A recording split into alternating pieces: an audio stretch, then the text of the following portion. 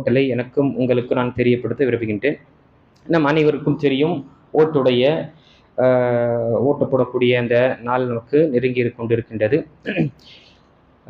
இந்த சந்தர்ப்பத்தில் எனக்கும் இங்கு இருக்கக்கூடிய மக்களுக்கும் நினைவுபடுத்துகின்றேன். ஓட்டுடைய விஷயங்கள் என்று பார்க்கும் பொழுது, இது மார்க்கத்தின் அடிப்படையில் நாம் பார்க்கும் பொழுது இதனுடைய நிலைப்பாடு என்ன?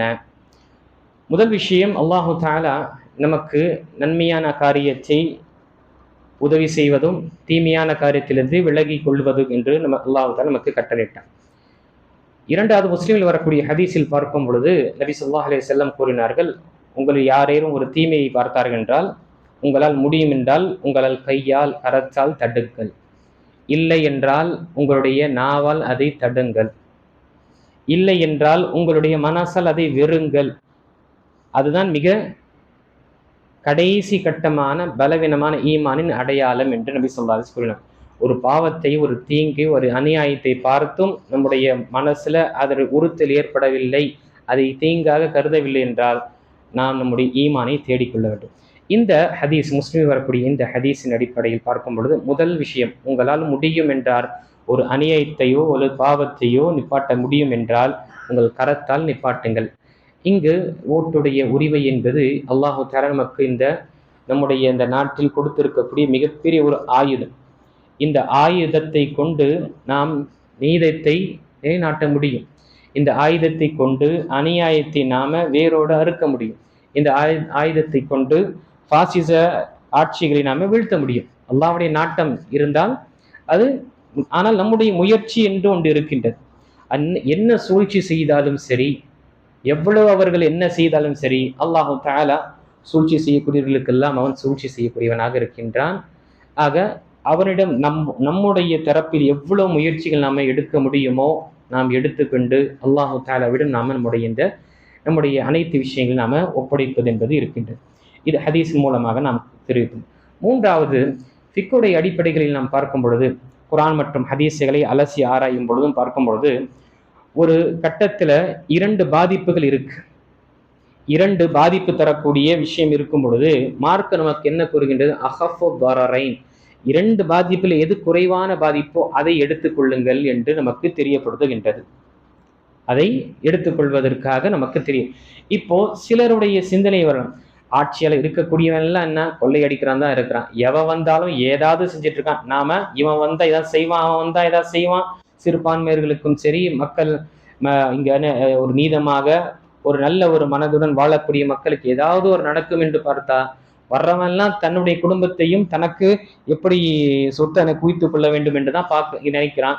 இந்த சந்தர்ப்பத்துல முஸ்லிம்கள் எடுக்கக்கூடிய முடிவு என்று பார்க்கும் பொழுது அஹஃபு தரரைன், இந்த காயிதாவுடைய இந்த ஃபார்முலாவின் அடிப்படையில எது நமக்கு குறைவான பாதிப்பு இருக்கின்றதோ அந்த விஷயத்தை நாம் எடுத்துக்கொள்ளும்.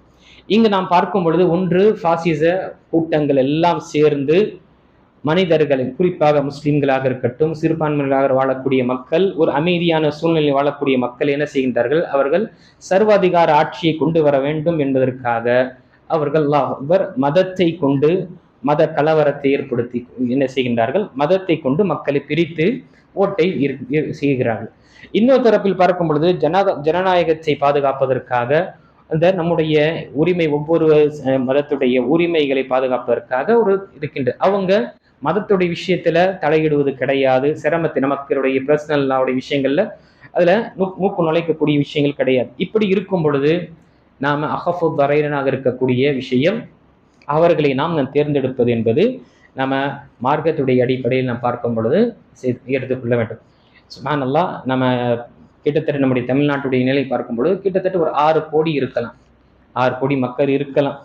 அதுல நம்முடைய முஸ்லீம் சமுதாயத்துடைய நிலை நான் சரியாக சொல்றேன்னு வழக்கறிஞர் மற்ற அதிக தெரிந்தவர்கள் கிட்டத்தட்ட ஒரு 90 லட்சம் முஸ்லீம்களாக இருப்பார்களா நம்முடைய இதுல தமிழ்நாட்டுல. அப்போ இந்த 90 லட்சத்துடைய ஓட்டுகள் தான் ஒரு கீ மேக்கராக இருக்கு. ஏன்னா ஒவ்வொரு கோத்திரமோ அல்லது ஒவ்வொரு குலம் சார்ந்தவர்கள் அந்தந்த குலத்துக்கு தான் போடுவான்.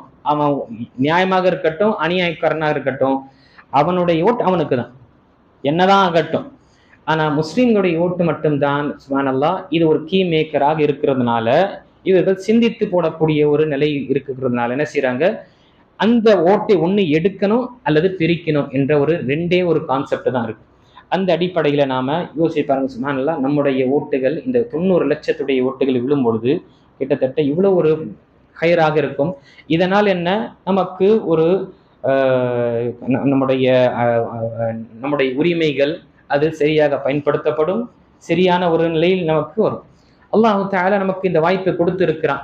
இல்லை என்றால், இந்த வாய்ப்பு கொடுக்கப்பட்டும் நாம் பயன்படுத்தவில்லை என்றால் மறுமை நாளில் அல்லாஹ் தஆலாவிடம் இதற்கு பதில் சொல்லக்கூடியவர்களாக இருக்கின்றோம். உனக்கு அநியாயம் நிப்பாட்டுவதற்காக ஒரு உரிமை என்று கொடுக்கப்பட்டது, உன்னால் முடியும் என்று அதை நீ அலட்சியமாக இருந்தாய் என்று கேள்வி வந்துருச்சுன்னா அல்லாஹ் பாதுகாக்க வேண்டும். நபி ஸல்லல்லாஹு அலைஹி வஸல்லம் காலத்திலும் பார்க்கும் பொழுது, நபி ஸல்லல்லாஹு அலைஹி வஸல்லம் நபியாக ஆவதற்கு முன்னால் ஹில்ஃபுல் ஃபுதூல் என்ற ஒரு உடன்படிக்கை இருந்தது. மக்கால ஹில்ஃபுல் ஃபுதூல் என்ற ஒரு அமைப்பு, ஒரு சங்கம் ஏற்படும். என்ன, அங்க மக்காவில் வரக்கூடிய குறிப்பாக வணிகர்களாக வரக்கூடியவங்க, பிசினஸுக்காக மற்ற நாடோடிகளாக வரக்கூடியவங்க, அந்நியர்களாக வரக்கூடியவங்களுடைய பொருளாதாரமும் அவங்களுடைய வாழ்வையும் என்ன பாதுகாப்பற்ற நிலையே இருந்தது. யார் வேண்டும் கொள்ளடிப்பான், யார் வேண்டும் அவங்களை கொலை செய்வான், அவங்களுடைய வியாபாரத்துல பொருளை எடுத்துக்கிட்டு காசு கொடுக்காம அநியாயம் செய்யக்கூடியவங்க. இந்த மாதிரி சந்தர்ப்பம் ஒரு சம்பவம் நடந்த உடனே அந்த நபர், அந்த வியாபாரி சஃபாவுடைய அந்த மலையில் நின்று அணைக்கிறான், எனக்கு நீதத்தை நீங்க கொடுங்க, இது மாதிரி ஏமாத்தி விட்டான்ட்டு. அப்போ அங்கு சிறந்த ஒரு மக்கள் என்ன செய்யறாங்க, ஒரு நல்லுள்ளம் கொண்டவர்கள், நீதமாக நடக்கக்கூடிய மக்கள் என்ன செய்யறாங்க, நல்லா சேருகின்றார்கள். அது நபி ஸல்லல்லாஹு அலைஹி வஸல்லம் கலந்து கொள்கின்றார்கள். பாருங்க, நபி ஸல்லல்லாஹு அலைஹி வஸல்லம் கலந்து கொண்ட யாரு, முஸ்லீம் இல்லாத இருக்கக்கூடிய நபித்துவம் கிடைப்பதற்கு முன்னால். நபி ஸல்லல்லாஹு அலைஹி வஸல்லம் மதீனாவுக்கு சென்ற பிறகு, நபி ஆன பிறகு, ஹிஜ்ரத் எல்லாம் மேற்கொண்ட பிறகு அங்கு சென்று இந்த ஹில்ஃபுல் ஃபுதூலுடைய ஒரு இந்த விஷயத்தை நினைவு கொள்கின்றார்கள். இப்பொழுது கூட பாருங்க, நபி ஆன பிறகும் இப்பொழுது கூட இப்படிப்பட்ட ஒரு அமைப்பு, இப்படிப்பட்ட ஒரு ஆர்கனைசேஷன் இருந்தது என்றால் அதற்கு நானும் உறுதுணையாக இருப்பேன் என்று நபி ஸல்லல்லாஹு அலைஹி வஸல்லம் சொல்றாங்க. என்ன காரணம், அங்கு மக்களுக்கு நீதத்தை நிலைநாட்டுவதற்காக நம்மால் முடிந்த உதவி செய்வது என்பது மார்க்கம் நமக்கு வலியுறுத்திருக்கின்றது. நபி ஸல்லல்லாஹு அலைஹி வஸல்லமுடைய அமல்களும் இருக்கின்றது. ஆக நம்முடைய குறிப்பாக ஓட்டுடைய விஷயங்கள் நாம மறந்துவிடக்கூடாது. இன்ஷா அல்லாஹ் இன்னும் சில விஷயங்கள் ஜுமாவுடைய உரையில சுருக்கமாக தெரியப்படுத்துறேன். இந்த மூன்று விஷயத்தை நான் இங்கு பதிவு செய்கிறேன். இதை நீங்க கொஞ்சம் செக் பண்ணி சொல்லுங்க, இல்லைன்னா இம்ரான் பாய் கொஞ்சம் செக் பண்ணி சொல்லுங்க. பொதுவாக எலெக்ஷன் நம்ம ஓட்டு போடும் பொழுது செல்ல பிறகு அங்கு ஓட்டு நம்முடைய கடைக்கு இல்லை என்ற ஒரு நிலை வருகின்றது. அப்போ அதற்கு சில விஷயங்கள் தெரியப்படுத்தியிருக்கின்றார்கள்.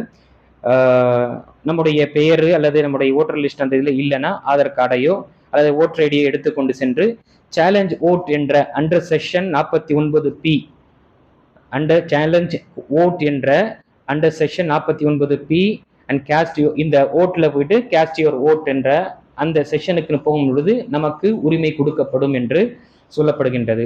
இல்லை சிலர் எங்களுடைய ஓட்டு முன்கூட்டியே போட்டு விட்டாங்க என்ற கள்ள ஓட்டு போடப்பட்டது என்று நமக்கு தெரிய வரும் பொழுது சென்ற பிறகு அங்கு டெண்டர் ஓட் என்ற ஒரு விஷயம் இருக்கின்றது.